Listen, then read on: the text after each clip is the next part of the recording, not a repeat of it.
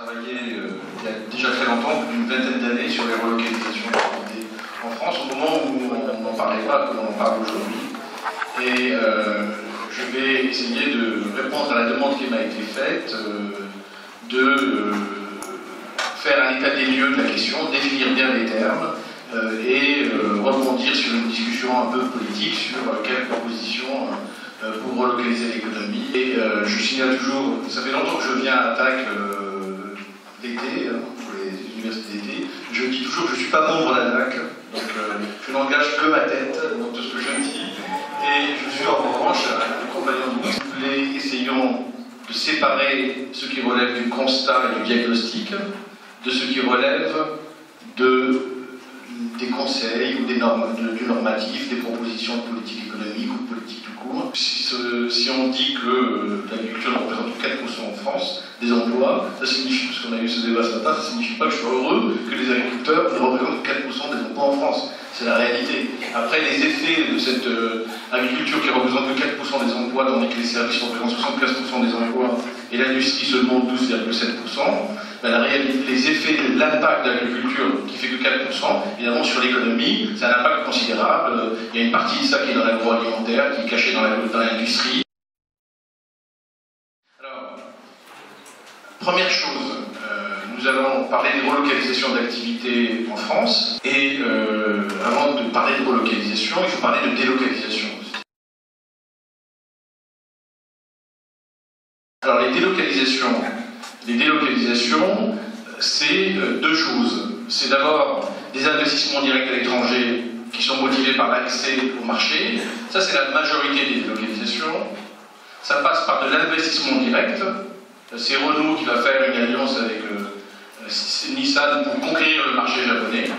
Et c'est ce qui est la pratique des grands groupes, en particulier du CAC 40, qui font tout ça. Ils vont aller chercher les marchés là où ils se trouvent.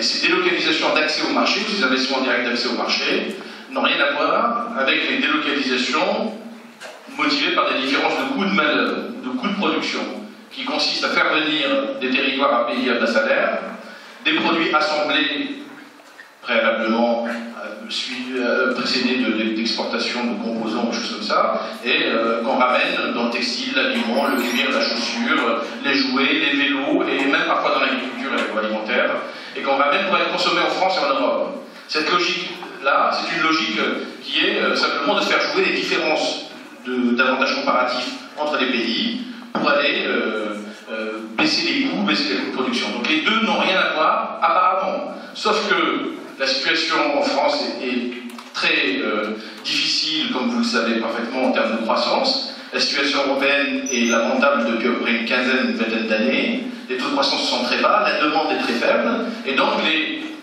grands groupes ont tendance, ces dernières années, ça s'est accéléré depuis 2008, à aller déplacer leur centre de gravité vers des pays où se trouvent les marchés, des pays à forte croissance. Donc, avant, les investissements directs étrangers à la charge de marché, ça ne détruisait pas beaucoup l'emploi, c'était relativement complémentaire avec la production nationale, avec les exportations. C'est qu'il y a quand même une nouveauté, c'est que l'atonie de la demande et de la croissance en Europe pousse les grands groupes, comme Renault, Peugeot, etc., à aller chercher des marchés là où ils se trouvent.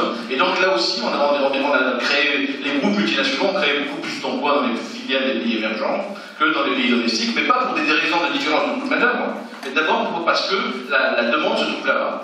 Alors, s'agissant de ce qui va nous intéresser maintenant, qui est la délocalisation motivée par des différences de coût de main-d'œuvre, là, les choses sont assez précises. C'est tous les secteurs de biens de consommation, y compris les services, aujourd'hui, sont atteints par ces délocalisations. On fait en sous-traite, on fait de l'outsourcing, on va chercher dans les pays à bas salaire un certain nombre de productions, d'assemblage, de montage, et on réimporte le produit final. Ces délocalisations verticales, c'est celles qui posent des vrais problèmes d'emploi, même si majoritairement, même si au niveau macroéconomique, au niveau de la France, quand on les observe, ce ne sont pas ces délocalisations verticales de différence de coût de main-d'œuvre qui détruisent les emplois. C'est d'abord le progrès technique. Sur 300 emplois de détruits, 290 le sont en raison des gains de productivité et du progrès technique. Il faut bien le répéter pour ne pas se tromper sur la question. Donc au niveau macroéconomique, les destructions d'emplois liées aux délocalisations verticales sont minoritaires. Donc encore une dernière étude de l'INSEE, nous-mêmes nous venons de faire une chose, montre que c'est relativement minoritaire. Maintenant, ça ne veut pas dire que ça n'a pas d'impact, parce que ce qu'il faut bien comprendre, c'est que ces délocalisations verticales à la recherche de coûts de main-d'œuvre bas, qui n'ont pas beaucoup d'impact sur la destruction d'emplois au niveau macroéconomique, détruisent des régions entières. Parce que l'effet est très localisé. Je vais vous le montrer dans les cartes géographiques que je vais vous montrer dans un instant. L'effet est localisé, puisqu'en fait, il concerne quoi? Il concerne des secteurs très sensibles, tout ce qui est, qui représente une part élevée de tâches routinières, c'est-à-dire de tâches qu'on peut exécuter à distance grâce aux technologies de l'information et de la communication. Un radiologue peut faire à distance toutes ces tâches routinières aujourd'hui, et pourtant il est qualifié. Ça ne touche pas seulement l'emploi non qualifié, ça touche l'emploi qualifié aussi, parce qu'en fait ça touche à l'intérieur des emplois des types de tâches. C'est ça qu'il faut bien comprendre. Ça touche les tâches d'exécution et les tâches de routine. En revanche, les tâches de coordination, les tâches de gestion, les tâches sont relativement protégées. Mais cela, quel que soit le niveau de qualification. C'est la nouveauté de la globalisation aujourd'hui, de la mondialisation. Donc, si ça n'a pas beaucoup d'impact au niveau macro, ces effets sont extrêmement localisés. Il y a si vous découpez la France en zones d'emploi, ici, voilà la France en zone d'emploi, il y a 320 zones d'emploi ici, au sens de l'INSEE. Une zone d'emploi, c'est quoi? C'est un territoire dans lequel les gens habitent et travaillent. C'est un découpage qui n'est pas administratif, mais qui est un découpage économique. Et vous voyez sur ma carte ici, j'ai construit un indice de vulnérabilité, c'est-à-dire un indice qui consiste à regarder quelles sont les zones d'emploi qui abritent des secteurs et qui sont fortement spécialisés dans les secteurs les plus vulnérables à la délocalisation. Tous ceux qui sont en noir sont particulièrement touchés. Et la carte se lit de la manière suivante, plus c'est foncé, plus vous avez de la spécialisation territoriale dans ce type de secteur, dont on a mesuré le degré de délocalisabilité, excusez-moi ce jargon, ça veut dire de potentiel de délocalisation. D'accord? Et cet indice de vulnérabilité, il me sert à dire au pouvoir public, vous voyez, arrêtez d'intervenir après coup quand les chocs ont eu lieu, intervenez en substituant, je l'ai assez répété ce matin, les aides aux entreprises qui sont inefficaces et qui sont sans intérêt pour l'emploi et pour les travailleurs, en substituant ces aides aux travailleurs, en particulier dans les régions qui sont particulièrement touchées. Donc vous avez un phénomène majeur qu'il faut bien comprendre. Les délocalisations au niveau de la France entière ne sont pas responsables des destructions d'emplois. Par contre, elles détruisent des régions entières qui ne sont pas, des territoires qui ne sont pas nombreux, mais quand même, il y a à peu près 40 territoires qui sont particulièrement touchés par cela, sur les 320 zones d'emploi. 40% des zones d'emploi sont en situation de difficulté de recrutement, ne trouvent pas les emplois qu'elles recherchent.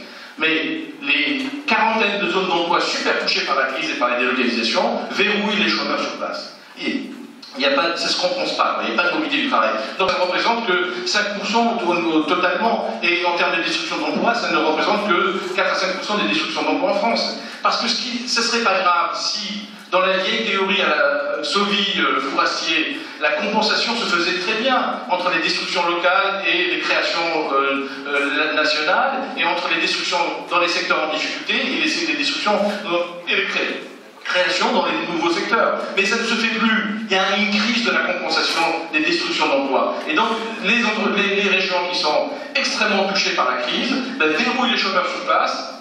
Et les États, l'État français en particulier, continuent à subventionner les entreprises. Tout se passe comme si, et ça c'est mon grand thème et sur lequel je veux partager, en subventionner en permanence ceux qui sont mobiles, qui partent des entreprises, etc., et qu'on taxait ceux qui sont immobiles. Voilà le point central. Alors, ces délocalisations, elles ont des limites. Elles consacrent ce que j'appelle l'hypermondialisation, c'est-à-dire qu'elles ne viennent pas du ciel. Elles tombent d'où, ces délocalisations? Elles sont liées au fait qu'on peut, depuis la diffusion du taylorisme et du fordisme, techniquement, technologiquement, on peut fragmenter la chaîne de valeur. On peut diviser en morceaux les processus de production. De sorte qu'aujourd'hui, 70% du commerce mondial est un commerce de biens intermédiaires, de morceaux de biens. Ça n'est plus un commerce de biens final, comme au temps de Ricardo, où on échange, dans son fameux exemple d'échange du vin contre du rare. C'est des morceaux de biens, des morceaux d'ordinateurs, contre des morceaux d'automobiles, contre des morceaux, etc. C'est très important. Ça veut dire que quand vous importez des biens finis, vous apportez aussi des composants intermédiaires que vos filiales à l'étranger ont produits ou que vous-même vous avez exportés. Donc ce phénomène d'interdépendance du fait du découpage de la chaîne de valeur, a été favorisée par trois éléments. La différence de coût salarial entre les pays du Sud et les pays du Nord, les différences, la baisse des coûts de transport, la baisse historique des coûts de transport, les technologies de l'information et de la communication ont favorisé le fait qu'on puisse aller chercher des zones dans lesquelles les coûts de production, les coûts salariaux ou les coûts sociaux sont très bas, ou même les réglementations environnementales inexistantes, pour pouvoir bénéficier de cette différence et faire réimporter les produits finaux. Vous allez me dire pourquoi je vous parle de ça, parce que ces facteurs-là, qui ont favorisé cette hypermondialisation, sont en train de s'essouffler. Ils s'essoufflent et ils favorisent une relocalisation, une recomposition. Et vous allez voir que c'est intéressant d'aller vraiment dans la finesse pour ça, pour qu'on puisse avoir une bonne discussion sur les politiques. Alors cette relocalisation, c'est quoi? Il y a deux définitions. Une définition au sens strict, là encore c'est mes propres définitions, mais comme j'étais la première fois à travailler là-dessus, je n'ai pas de problème à les donner, parce que sur la mondialisation, il y a plusieurs définitions, mais ici, sur les relocalisations, c'est celle qui existe. En termes stricts, c'est le rapatriement pur et simple, le retour d'unités de production, de montage, d'assemblage, dans l'industrie comme dans les services, et même dans l'agriculture. Dans le pays d'origine ou dans la région d'origine. C'est le retour au bercail. Voilà. Ça, c'est au sens strict du terme. Je vais vous donner des chiffres, vous allez voir que au sens strict du terme, on n'en a pas énormément quand même, des relocalisations au sens strict du terme, qui reviennent strictement là où elles étaient initialement. Les relocalisations, c'est plutôt des relocalisations au sens large. C'est-à-dire, finalement, le frein à la délocalisation, la non-délocalisation, dans des secteurs soumis à la compétition des pays à bas salaire, le textile, l'aliment, le cuir, la chaussure, etc., où on avait tendance à délocaliser, les firmes délocalisent beaucoup, tout à coup, il y a une réduction de la tendance à la délocalisation, c'est de la non-délocalisation, ça peut s'interpréter comme une relocalisation au sens large, parce qu'on relocalise les avantages comparatifs, on relocalise les avantages compétitifs, donc on redevient compétitif dans des secteurs où il n'y a rien d'irréversible. Et ces recompositions d'avantages comparatifs, ces récupérations d'avantages comparatifs, favorisent la relocalisation sur une base souvent régionale, européenne, pour les firmes européennes, américaines, nord-américaines, mexicaines, etc., pour les firmes américaines, asiatiques, sur des bases régionales. Et pour le cas de l'Europe, ça comprend les pays du sud de la Méditerranée dans le processus. Pourquoi? Parce que vous avez 4 facteurs clés qui expliquent cette relocalisation des activités. Le premier, c'est l'automatisation de la production. Vous pouvez, si vous êtes capable d'automatiser la production, les chaînes d'assemblage, vous réduisez la part des coûts de main-d'œuvre dans le coût total, et au lieu d'aller chercher de la main-d'œuvre au marché, vous réimportez, donc vous rapatriez dans le pays d'origine et vous faites faire vous-même le travail ici en automatisant. Donc ça ne recrée pas beaucoup d'emplois, ça a des effets indirects intéressants, mais en termes de création d'emplois, c'est pas extraordinaire. Le deuxième aspect, évidemment, l'automatisation, elle n'est possible que si techniquement vous pouvez assembler, automatiser, robotiser l'assemblage. C'est valable pour tous les produits solides. L'automobile, l'électronique, les puces électroniques. Quand on a inventé la robotisation de l'assemblage des puces électroniques dans les années 70, à la fin des années 70, le coût de main-d'œuvre dans le coût total de l'assemblage est passé de 40% à 4%. Le coût total, d'accord? Donc vous faites de la substitution du capital de travail comme d'habitude, voilà. Du progrès technique en gros, et qui va vous permettre de relocaliser. Ça. Deuxième aspect important, c'est l'imperfection du produit final. La plupart des relocalisations se font parce qu'il y a des échecs à la délocalisation, on va perdre... Geneviève Bétu, là, qui faisait de la vaisselle en Chine, faisait revenir sa vaisselle dans des états délabreux et perdait en part de marché ce qu'elle gagnait en termes de coût de production. Et là, il y a plein d'exemples d'échecs de la délocalisation. C'est valable dans l'agriculture, c'est valable dans l'agroalimentaire, c'est valable dans l'industrie, c'est valable dans les services. Hein. Il y a un groupe de taxis qui avait délocalisé des centres d'appel, il est revenu parce qu'il s'est fait piquer les marchés par son concurrent, etc. Donc l'imperfection du produit final ou du service final, c'est la deuxième cause des relocalisations. La troisième cause, c'est les coûts de transport. Cette montée des coûts de transport aujourd'hui, ce renversement de situation, fait que dans les industries lourdes, pondéreuses, volumineuses, ça nous l'avons mesuré pour une étude que nous venons de rendre juste à l'instant au ministère de l'Industrie à Montebourg, sur ces questions-là, on a montré que les produits pondéreux, qui pèsent si vous voulez, connaissent déjà, mais vont connaître une relocalisation, une recomposition à proximité des marchés. Donc vous allez avoir un paradoxe qui est que, à cause de la hausse des coûts de transport, mais parallèlement à cause de la continuité de la baisse des coûts de communication, des technologies de l'information et de la communication.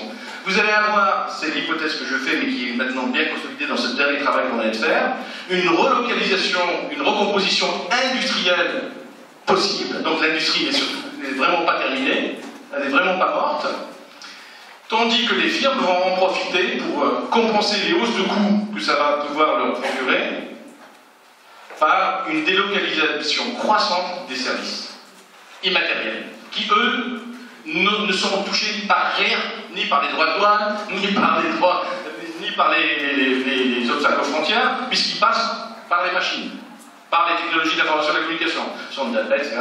Et toutes les tâches ordinaires ne sont concernées. Donc vous allez avoir un fait à réfléchir, c'est que si vous êtes obnubilé par le protectionnisme sur les produits, vous allez laisser de côté 75% des emplois qui sont dans les services. Et la réalité des chocs qui vont venir, c'est les chocs sur les territoires spécialisés dans les activités de service uniquement. Mais pas des bons services, des services très fragiles. Et ça, on l'a aussi relativement mesuré. Donc, hausse des coûts de transport, et puis hausse des salaires dans les pays d'accueil. Quatrième facteur. Hausse des salaires dans les pays d'accueil, parce que si la part du coût du travail, dont le coût total n'est pas très grande, le fait d'avoir des hausses de salaire comme ça, plus des hausses de coûts de transport, c'est dramatique pour une entreprise. Je vous cite un exemple pour être précis. Vous avez les fonderies Loiselet.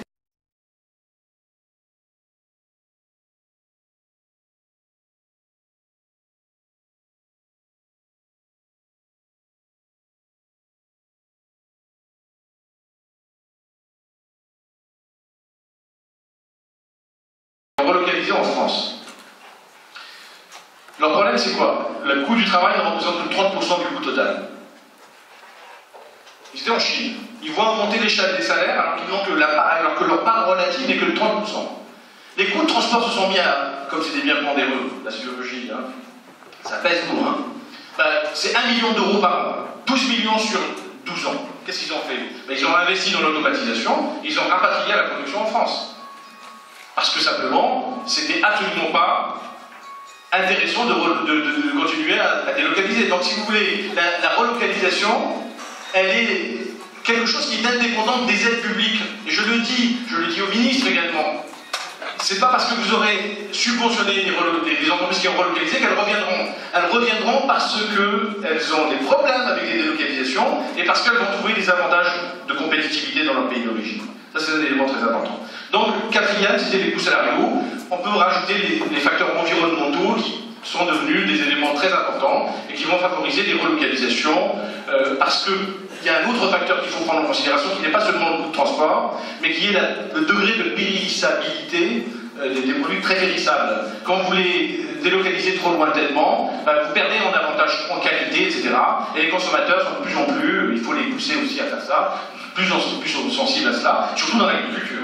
Donc il y a des facteurs favorables à la relocalisation de l'économie. Il faut partir de là, indépendamment des politiques, indépendamment des aides. Il y a aujourd'hui un ensemble de facteurs favorables à la relocalisation. Il y a ce que j'appelle l'essoufflement de l'hypermondialisation au profit d'une post-mondialisation, qui n'est pas l'arrêt de la mondialisation, contrairement à la thèse de la démondialisation. C'est simplement une autre base sur laquelle s'organise la mondialisation. Et elle s'organise, les chaînes de valeur qui sont fragmentées, s'organisent sur des échelles régionales. Régionales non pas au sens infranational, territorial, mais dans l'ensemble de pays proches. L'Europe et la zone euro-méditerranéenne, l'Asie, le Japon et son contour, l'Europe, etc. Donc c'est un élément du constat duquel il faut partir lorsqu'on a des propositions de politique économique ou autres à mettre sur la table.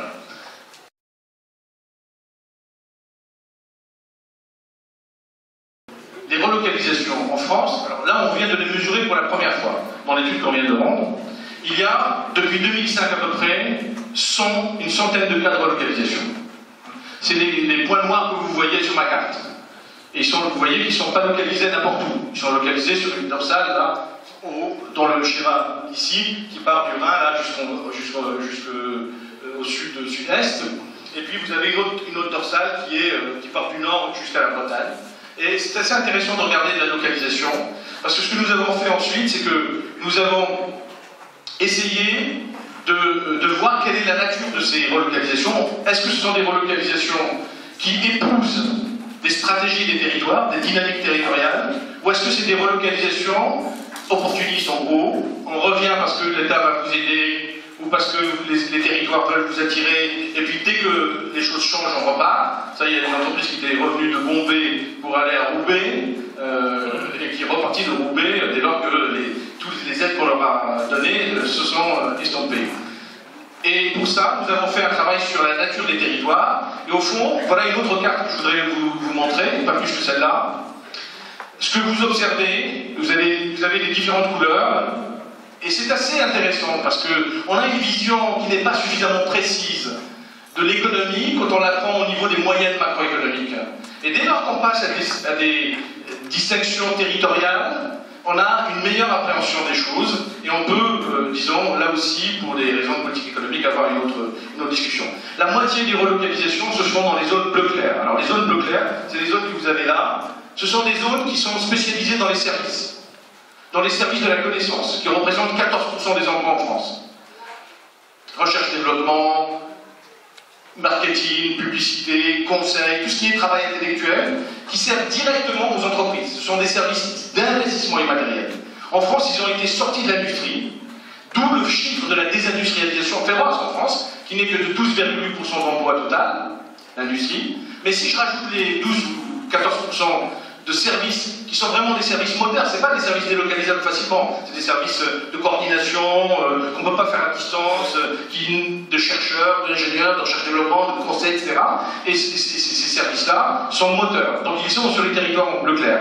Et les territoires en bleu foncé, c'est assez surprenant de voir qu'en France, il y a des territoires qui sont super bons, qui sont des territoires à très fort taux d'exportation, qui exportent beaucoup, qui importent aussi, mais qui font des bonnes importations, qui font un peu comme les Allemands dans les pays d'Europe centrale et orientale, qui apportent des biens intermédiaires, de qualité, etc., et qui exportent énormément, et qui même, on va regarder ça après les emplois, et il y a une complémentarité entre les relocalisations qui se font dans les zones servicielles, le service de la connaissance en bleu clair, et les zones qui sont en bleu foncé, là, qui sont des zones industrielles de performance. Et puis il y a des zones en vert qui accueillent aussi, qui ne faisaient pas forcément de l'industrie, qui sont des territoires ruraux, mais qui vont accueillir des relocalisations de développement compétitif dans l'agroalimentaire. Donc on a la moitié des relocalisations qui sont à peu près des relocalisations dans des zones pas forcément industrielles, mais de services, et puis les autres dans les zones rurales et dans les zones industrielles de performance d'exploitation.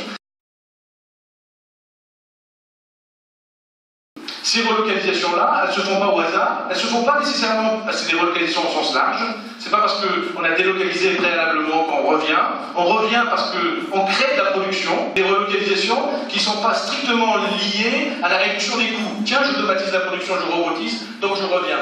Ou tiens, le produit final est très mauvais quand je le fais en Chine, moi je reviens, je augmente les prix, mais c'est pas très grave. Là, c'est vraiment des entreprises qui vont chercher à créer, grâce au territoire, et grâce à la dotation des territoires dans les services collectifs, les services publics. On a mesuré la spécialisation des services collectifs publics, transport, mais pas seulement, hôpitaux, etc. Le territoire, c'est un écosystème. Et donc, il est extrêmement important que dans les préconisations de politique économique, on ne s'arrête pas à donner de l'argent aux entreprises qui sont parties pour qu'elles reviennent. C'est extrêmement inefficace. J'ai fait une tribune dans Le Monde là-dessus, au moment où c'était Sarkozy, Estrosi qui avait pris ça dans le cadre des États généraux de l'industrie, en disant que c'est un leurre. Et je continue aujourd'hui à penser que, c'est ce que nous avons dit à Montebourg, si vous faites que ça, vous faites simplement des effets d'aubaine, et en plus vous détruisez les positions des entreprises qui ne délocalisent pas, qui sont majoritaires.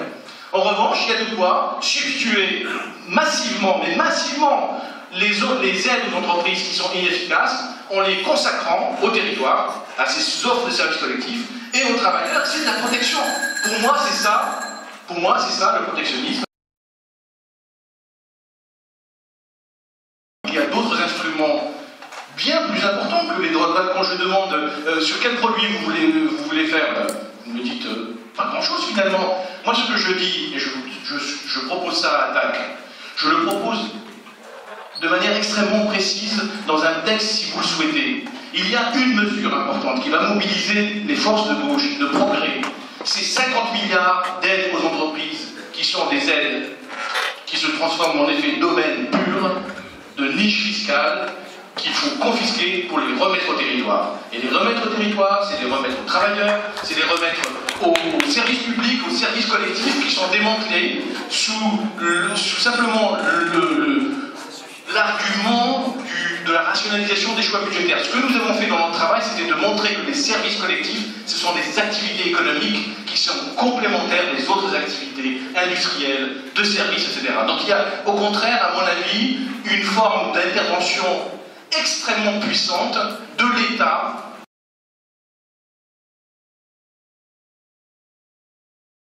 On subventionne les mobiles, ceux qui prennent l'argent et repartent, les chasseurs de primes, et on taxe les immobiles, ceux qui sont verrouillés sur place. Ça, c'est une réalité dont il faut tenir compte.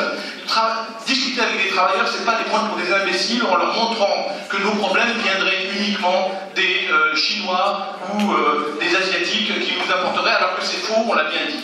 Il faut absolument avoir cette habitude de bien distinguer les choses, de ne pas avoir peur du diagnostic précis, complexe. Je reprends complètement la phrase d'Edgar Morin que tu as citée, qui est de dire que quand on a de la complexité, il faut l'expliquer de manière la plus claire possible et ne pas proposer des solutions simples à cela. Puis les lignes tarifaires sur les produits industriels en termes de destruction d'emploi, c'est pas grand-chose. Il faut bien le reconnaître. Ce qui détruit l'emploi, c'est le progrès technique. Qu'est-ce qu'on fait par rapport à ça? Ce qui détruit l'emploi, ce sont les stratégies des multinationales. Vous mettrez des droits de douane aujourd'hui. Qu'est-ce que vont faire les multinationales face à des droits de douane? C'est très connu dans la littérature. Plus les droits de douane sont élevés, plus on saute les barrières en allant s'installer sur place. Donc on le sait très très bien. On va ériger les droits de douane, ça va favoriser au contraire les investissements à l'étranger pour contourner les barrières tarifaires. Les firmes qui exportent, si on leur met des droits de douane effectivement de 30-40%, elles vont pratiquer de l'investissement à l'étranger. Il y a une question centrale qui n'a pas été posée, c'est le protectionnisme monétaire. Ça, c'est absolument formidable comme impact en termes de volume, d'ampleur. C'est considérable, beaucoup plus que la question du commerce de marchandises, et en particulier les problèmes du taux de change intra-européen. Ça, c'est absolument une étude qui a été faite par nos collègues de Mazier et son équipe ont montré comment le taux de change de l'euro était surévalué pour la France et pour les pays du Sud, et sous-évalué pour l'Allemagne. Donc il y a un vrai problème d'effet. Excusez-moi d'être extrêmement précis, d'effets asymétriques, c'est-à-dire d'effets qui ne touchent pas les pays de la même manière du taux de change de l'euro. Et ça, c'est beaucoup plus important en termes d'impact sur l'emploi, sur la production, sur la compétitivité, que la question des barrières tarifaires à mettre sur des produits qui viendraient de Chine.